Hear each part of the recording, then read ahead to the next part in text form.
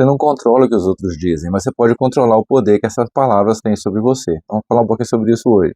Eu sou o professor Deusânio Menegares, aqui é o RPD, seja muito bem-vindo. Nós estamos trabalhando essa série, Os Compromissos de uma Vida Extraordinária, uma reflexão baseada nos 4 compromissos toltecas e no 5º compromisso, que são livros interessantíssimos que eu recomendo, inclusive, a leitura, tá bom? Então nós vamos falar hoje sobre não leve nada para o lado pessoal. Esse é o 2º compromisso tolteca. Você vai ver como isso aqui promove uma possibilidade de maturidade fantástica na gente. Então vamos por partes aqui, né? Então são 3 tópicos que eu vou trabalhar hoje. A maneira como as pessoas falam com você revela mais sobre elas do que sobre você. Por que algumas palavras nos machucam tanto? Já pensou sobre isso? Desenvolvendo a sua inteligência emocional, são os nossos 3 tópicos de hoje. Só lembrando, né, que é importante você entender, para você entender todo o contexto desses vídeos, você entender o que é doutrinação, compromisso, ser impecável com sua palavra e filtros. Eu revisei isso no vídeo passado, e se você está chegando aqui a primeira vez, convido você a assistir toda a série, e vai fazer muito mais sentido. Senão, segue aí que você vai ter proveito também. Então, eu deixei alguns deveres de casa no vídeo passado, esse aqui sobre diálogo interno, esse aqui sobre crenças limitantes, e esse aqui que são as declarações do primeiro compromisso, não pecado com minhas palavras, né, para fazer diariamente. Então esse vídeo aqui é o do vídeo 4, não leve nada para o lado pessoal. E o RPD é um sistema de desenvolvimento pessoal. Te convido a seguir o link aqui, tem vídeos sobre outros temas também lá no site, né, e a gente pode ir aprendendo juntos. Então vamos pegar o primeiro tópico. A maneira como as pessoas falam com você revela mais sobre elas do que sobre você. Ela está falando sobre você, mas na verdade ela está falando dela. Não de você. Olha essa frase do Freud, interessante aqui, ó. Quando João fala de Pedro, sei mais de João do que de Pedro. Então quer dizer, o João está falando do Pedro, mas olha lá, é a Maria ali, né? Quando a Maria ali fofocando ali sobre o Pedro, você sabe mais da Maria do que do Pedro, porque ela está falando, inclusive fofoca para os toltecas é o pior pecado, né? Por isso que o primeiro compromisso é seja impecável com a sua palavra. O pior pecado, falar mal dos outros, e outro pecado tão grande quanto esse é falar mal de você mesmo. Então isso é ser impecável, né? E a Mariazinha ali tá pecando com força, né? Ela tá falando dela, tá? Que é uma pessoa que, né, mostrando o caráter dela e colocando a atenção dela, a energia dela em ficar observando coisas negativas das pessoas em vez do seu próprio desenvolvimento, do seu próprio progresso. Então, essa outra ideia aqui, quando a pessoa fala com você, também ela está falando dela. Eu vou explicar isso melhor aqui. Vamos trabalhar isso aqui, ó. Esse conteúdo da neurolinguística é muito interessante. Você tem uma realidade que é a verdade, o mundo real. E você interpreta ou capta essa realidade baseado no que a PNL chama de VACOG, né? Que são os canais que tem a ver com os órgãos do sentido, o visual, o auditivo, sinestésico ali, que seria, vamos botar aqui como o tato, né? Porque depois ele abarca outros, mas é como o tato, olfativo e gustativo. Então você tem os órgãos do sentido captando a realidade. Só que você não lida com essa realidade diretamente. Você filtra a realidade. Aí a PNL identificou 6 filtros. São omissões, generalizações, distorções, valores, crenças e memórias. Tudo isso aí filtra a realidade. Quando a realidade chega a você, você vai utilizar todos esses filtros, você vai omitir parte do que você está pegando, você vai generalizar parte que você está pegando, você vai distorcer, você vai comparar com valores que você tem, com crenças que você tem, com memórias que você tem. Tudo isso aí afeta a maneira como você está interpretando a realidade. Então, quando essa pessoa, ela vai, ali fala no final o comportamento. Qual é o comportamento dela? É falar com você. Então, quando ela fala com você, ela não está falando sobre a realidade. Ela está falando sobre a percepção dela, de você. Que pode não ter nada a ver com a realidade. Pode ter um pouquinho, né? Mas pode não ter nada a ver com a realidade, porque ela está falando dela. Ou seja, dos filtros dela. Da maneira que ela vê o mundo. Então, ela está te criticando, mas na verdade ela está expressando a percepção dela que provavelmente, né, não tem nada a ver com a realidade. E aí a pergunta aqui é, qual é o assunto aqui? É você ou na verdade é ela? Então ela está falando na verdade dela, tá bom? Então por isso o compromisso, esse 2º compromisso é não leve nada para o lado pessoal. Então, por que você não vai levar nada para o lado pessoal? Porque as pessoas não estão falando de você. Elas estão falando dela. Então, isso é fácil de fazer, não. viver nenhum compromisso é fácil de viver, mas entende que isso é um processo que a gente pode trabalhar para aperfeiçoar, para melhorar, para aprimorar nossa competência e nossa maturidade. Essa é a ideia. Vou trazer o conteúdo da psicanálise aqui que eu acho muito interessante, que chama a ilusão da posse do objeto. Olha só, vamos entender esse assunto em cima dessa teoria. A criança, quando nasce, ela tem a ilusão de que o objeto de amor, que é o seio, depois ela entende que atrás do seio tem uma mãe, é dela, posse dela. Então, ela tem a ilusão da posse do objeto. E à medida que ela amadurece, que ela fecha o complexo de Édipo, aí 5, 6, 7, 8 anos, ela vai começar a entender que existe o eu e existe o outro. Então, primeira situação, ela tem ilusão de o que é o objeto de amor? A mãe. E depois ela reproduz isso com as outras, a gente reproduz isso com as outras pessoas que a gente se relaciona. Nosso cônjuge ou colega de trabalho, então é o objeto com quem a gente está se relacionando. Para psicanálise, o objeto é a pessoa, né? Então, o objeto com o qual a gente está se relacionando ali. Então, a gente tem a ilusão, repetindo lá o comportamento infantil, quando nós éramos criancinhas, né? De que aquele objeto nos pertence. Então, ele deve fazer as coisas do nosso jeito, ele deve agir, ele deve ter o comportamento, ele deve... essa é uma ilusão que a gente tem, que aquele objeto pertence a gente. Então, quando a gente critica esse objeto, falando agora, né, eu estou te criticando aqui, eu estou falando por causa de uma ilusão que eu tenho, que você deveria fazer as coisas do meu jeito, da maneira que eu vejo o mundo. E aí quando você amadurece, você entende que existe o eu e existe o outro. Percebe a diferença da ilusão da posse do objeto? Não é meu, é outro. Então ele pode falar a bobagem que ele quiser, ele está falando dele, da vida dele, do contexto dele, da percepção e dos filtros dele. Essa é uma posição adulta, quando eu entendo que existe o eu e existe o outro. Se eu entendo que existe o eu e existe o outro, ele está falando dele, por que eu vou levar esse trem para o lado pessoal? Está falando dele. Existe o eu, existe o outro. Tá bom? Muito bem, então abordamos aí a maneira como as pessoas falam com você, revela mais sobre elas do que você. Ficou claro isso aí? Se não, coloca a pergunta que a gente continua conversando, tá bom? E o segundo tópico, por que algumas palavras nos machucam tanto? Eu vou trazer aqui algumas ideias. Ó. As palavras ativam nossas crenças. Quando alguém nos chama de incapaz, por exemplo, essa palavra só causa um grande sofrimento se, em algum nível, ela toca uma insegurança que já existe. Se a pessoa tem convicção de sua capacidade, ou seja, ela é madura, se eu sou maduro, provavelmente vou responder essa apenas a opinião dela. Né? Existe o eu, existe o outro, isso aí eu não preciso levar isso para o lado pessoal. Mas se já duvida de si mesma, a palavra funciona como um gatilho emocional. Então você é muito afetado por aquilo, porque você já tem aquela questão ali que a pessoa está trazendo à tona. Uma segunda ideia aqui.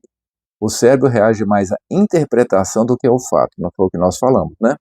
Aí, explicando essa questão dos filtros, então, só que aí eu estou falando dos filtros dela, eu estou falando dos seus, porque nós também temos filtros e nós interpretamos a fala como, a fala agora, então estamos percebendo auditivamente, né? É a realidade, a fala dela é a realidade, não que seja verdade, é o que está acontecendo, e nós interpretamos isso. Então o cérebro reage mais à interpretação do que ao fato. Tá? Então ela tem a fala e você interpreta. Como é que você interpreta? Não sofremos diretamente pelos acontecimentos, mas pela interpretação que fazemos deles. Duas pessoas podem ouvir exatamente a mesma crítica e interpretar. Uma aprende com ela, outra passa dias sofrendo. O evento foi igual, o significado atribuído foi diferente. Então nós interpretamos, do mesmo jeito que a pessoa interpreta e traz uma expressão de si para nós interpretamos a fala dela, não, reforçando, não como verdade, mas como realidade. A fala é uma realidade, que é a expressão dela. Então nós interpretamos também, aí vai só ladeira abaixo, vai só piorando. Terceira ideia aqui, ó, palavras despertam memórias emocionais. Lembra dos filtros? Memória é um dos filtros. Uma frase pode reativar experiências antigas, uma simples crítica do chefe pode despertar lembranças da infância, quando um professor ou um dos pais fazia críticas semelhantes. O cérebro conecta o presente ao passado. Uma quarta ideia. Nosso cérebro foi programado para proteger a aceitação social. Durante milhares de anos, ser rejeitado pelo grupo significava correr risco de sobrevivência. Por isso, críticas, rejeição e humilhação ainda ativam regiões cerebrais semelhantes às envolvidas na dor física, como se o cérebro dissesse: cuidado, você pode estar sendo excluído.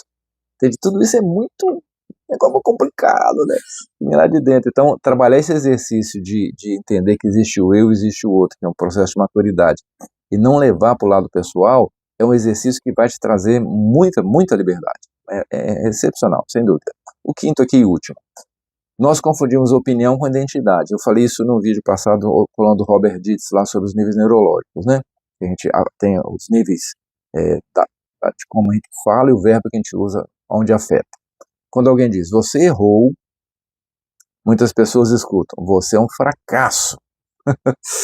Percebe a diferença? Uma fala descreve um comportamento, uma coisa superficial. Todo mundo erra, né? Agora, ser um fracasso é outro troço, né? A outra define quem a pessoa é. Essa confusão aumenta enormemente o sofrimento. Então, a pessoa está falando de um ponto, você generaliza, né? Um filtro. Vai usando os filtros o tempo todo. Então, só para concluir aqui as ideias. A visão da inteligência emocional. Uma pessoa emocionalmente madura aprende a criar um espaço entre a palavra que ouviu e a reação que terá. Tá? Então, especialmente porque quando a gente tem um estímulo, ele é analisado primeiro por um cérebro primitivo como uma forma de você ter escolha de fugir ou lutar. Lembra daquele impulso natural, né, que os animais têm? Então a gente tem isso também, um cérebro reptiliano, que chama. E vai também informação para o córtex, que é o cérebro mais maduro, né, o cérebro do raciocínio, da lógica. Só que isso é mais informação, é mais completa e demora mais. Então o tempo é uma chave aí para você sair do emocional para o racional. Quando você tem um estímulo como uma pessoa falando contigo e você consegue dar uma paradinha para pensar, significa que você vai começar a usar o córtex e não o cérebro reptiliano. Você vai deixar de ser um animal ali, né? Falou de mim, né? Tô morrendo aqui, né? Então, aqui continua, né? Nesse espaço, a pessoa se pergunta, isso é um fato ou apenas a opinião dessa pessoa? Essa crítica é útil? Há algo que posso aprender? O que essa fala diz sobre quem falou? Opa! Preciso aceitar essa definição sobre mim? Olha quanta reflexão que vai tornar aquela fala um processo que você vai raciocinar. Você vai usar lógica ali, peraí. A pessoa está falando que não tem nada a ver, né? Pode ser até que eu já me senti assim, mas não sou eu. E aí você vai, com certeza, lidar de forma mais madura com isso. Então, a proposta é não levar nada para o lado pessoal. As palavras dos outros têm poder que nós lhe damos. Quando fortalecemos nossa identidade, elas deixam de ser feridas e passam a ser apenas sons, opiniões, oportunidades de aprendizado. Quando alguém critica, você sofre pela crítica ou pela interpretação que faz dela. E você vai repetir. Muito interessante, tá bom? Então falamos um pouquinho sobre por que algumas palavras nos machucam tanto. A gente viu aí todo o aspecto emocional, né, da escuta. E vamos falar um pouquinho agora sobre desenvolver inteligência emocional. Uma visão geral aqui para a gente ver no nível de maturidade. Inteligência emocional não é impedir que as pessoas o critiquem. Quem tem inteligência emocional vai fazer isso aqui, vai impedir que cada crítica controle sua paz. Então você passa a lidar com o que chega como informação. Tá? Informação. Tem a ver? Não tem a ver. Isso é para mim? A pessoa está falando só dela mesmo. Né? Pode ser que tenha alguma coisa que você possa aprender ali. Aí você vai poder, não leva para o lado pessoal, porque ela normalmente quando fala está afetada emocionalmente, mas você pode analisar aquilo que está chegando. Tá? Então vamos entender primeiro aqui o que são emoções. Tem um livro, na verdade, ele se auto-intitula, né, que é o título mesmo, Caderno de Exercício. Então é um livrinho e ele trabalha exercício de inteligência emocional. Então eu recomendo, se quiser aperfeiçoar sua inteligência emocional, você pode exercitar a inteligência emocional. A inteligência emocional é algo que você pode aumentar, tá bom? E aumenta, o músculo foi um exercício, aumenta a inteligência emocional exercitando a inteligência emocional. E esse caderno de exercício é muito interessante para isso. Então, ó, a emoção, aqui é uma definição do Jung que está dentro desse livrinho aí. A emoção é o momento em que o aço encontra a pedra e provoca uma faísca, pois a emoção é a principal fonte de qualquer tomada de consciência. Então, para que serve a emoção? Para você tomar consciência. Estou com medo. É importante estar com medo. Se o trem é perigoso, isso te protege. Estou com raiva, porque alguém está continuamente te menosprezando. É importante, entendeu? Você pode usar, quando você começa a usar as emoções de forma produtiva, significa que você está aumentando a sua inteligência emocional. Inteligência emocional é isso, é a competência de usar, como Jung fala ali, né, as emoções como informação e tirar ali uma conclusão e utilizar aquilo para o seu benefício. Isso aí é maturidade, isso aí é inteligência emocional. Então vamos analisar isso aqui. Ó. Existem emoções negativas? Essa é uma proposta que o livro traz para a gente pensar. Tá? Então ele diz o seguinte, todas as emoções são úteis. O que seria de nossa vida sem esses guias inestimáveis? Porque ele nos dá consciência. Lembra que o Jung falou? Ele torna a gente consciente daquilo que está acontecendo, é isso que a emoção faz. Em compensação, alguns dos efeitos que as emoções exercem sobre nós mesmos ou nos outros podem ser qualificados de negativos em função dos comportamentos que engendram. Então, as emoções são sempre úteis, mas às vezes quando a gente não tem inteligência emocional, a gente se afeta demais por uma questão de... e chega até um processo depressivo, porque você fica ali sentindo oprimido e você vai só ladeira abaixo ali, e é uma coisa que uma... como é que é o contrário de inteligência, né? Ignorância emocional, né? A pessoa fala uma coisa de você, o mundo acabou, né? Ela está só expressando as crenças dela lá. Então vamos ver aqui a origem do negócio, tá bom? Em 1970, o psicólogo americano Paul Ekman compilou as emoções de acordo com os efeitos sobre os músculos do rosto. E ele observou o seguinte, que estão presentes em todas as culturas. Então a pessoa expressa da mesma forma todas as mesmas emoções, em qualquer lugar. Em compensação, o estopim das emoções não é universal, variando conforme a cultura, porque nós somos doutrinados, vou voltar aqui nos toltecas, nós somos doutrinados a lidar com a realidade de formas diferentes. Então, se a gente sente raiva, a expressão é igual, mas o que nos faz sentir raiva é diferente em cada cultura por causa da maneira como nós somos ensinados. Então, em cada cultura, contexto e indivíduos. E aí, as emoções que ele definiu, raiva, medo, desgosto, alegria, tristeza e surpresa. Quando você passa a não levar nada para o lado pessoal, quando você não é dominado pelas suas emoções, significa que a sua inteligência emocional está aumentando. Você sente a emoção e você aprende com ela. Então, lidar com as emoções vamos dizer, o suprassumo aqui da inteligência emocional. E a proposta é essa aí.